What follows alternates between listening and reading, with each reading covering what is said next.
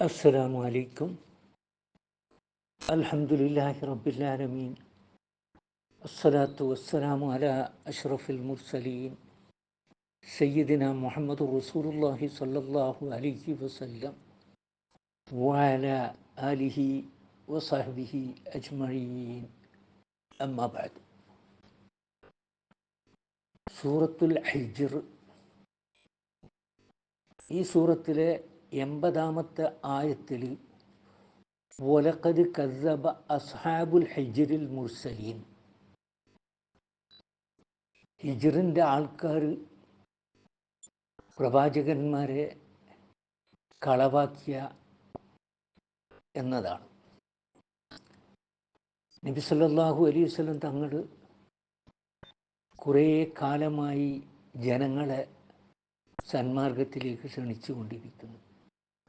പക്ഷേ ജനതയുടെ വഴികേടും പരിഹാസവും ദ്രോഹത്തിൻ്റെയും അക്രമമർദ്ദനങ്ങളുടെയും പരിധിയിലെത്തിയിരിക്കുകയാണ്. അതിനാൽ ഇവിടുന്ന് അങ്ങോട്ട് കാര്യങ്ങൾ മനസ്സിലാക്കി കൊടുക്കുന്ന സമ്പ്രദായം കുറവായും താക്കീതിൻ്റെയും മുന്നറിയിപ്പിൻ്റെയും സ്വരം കൂടുതലായും കേൾക്കാം. സത്യനിഷേധത്തിൻ്റെയും ധിക്കാരത്തിൻ്റെയും ദ്രോഹത്തിൻ്റെയും മലകളോട് ഏറ്റുമുട്ടി നബി സല്ലല്ലാഹു അലൈഹി വസല്ലം ക്ഷീണിച്ചു കഴിഞ്ഞിരുന്നുവെന്നാണ് രണ്ടാമത്തെ കാര്യം. ഇത് നബി സല്ലല്ലാഹു അലൈഹി വസല്ലം തങ്ങളുടെ ഹൃദയത്തെ അസ്വസ്ഥമാക്കിക്കൊണ്ടിരുന്നു. അള്ളാഹു അദ്ദേഹത്തെ സാന്ത്വനപ്പെടുത്തി ധൈര്യം പകർന്നുകൊണ്ടിരുന്നു. കാരണം ഈ സൂറത്ത് അവതരിക്കുന്നത് ഏകദേശം ദുഃഖവർഷത്തിൻ്റെ ആ കാലഘട്ടത്തിലാണ്. അതായത് അബൂ താലിബിൻ്റെയും നബി സല്ലല്ലാഹു അലൈഹി വസല്ലം തങ്ങളുടെ പ്രിയപത്നി ഖദീജ ബീവിയുടെയും മരണത്തോടുകൂടി ഖുറൈശികളുടെ ആക്രമണം വല്ലാതെ അങ്ങ് വർദ്ധിച്ചു. ആ സമയത്താണ് നബി സല്ലല്ലാഹു അലൈഹി വസല്ലം തങ്ങളെ സമാധാനപ്പെടുത്തിക്കൊണ്ട് ആശ്വസിപ്പിച്ചുകൊണ്ട് ഈ സൂറത്ത് അവതരിക്കുന്നത്.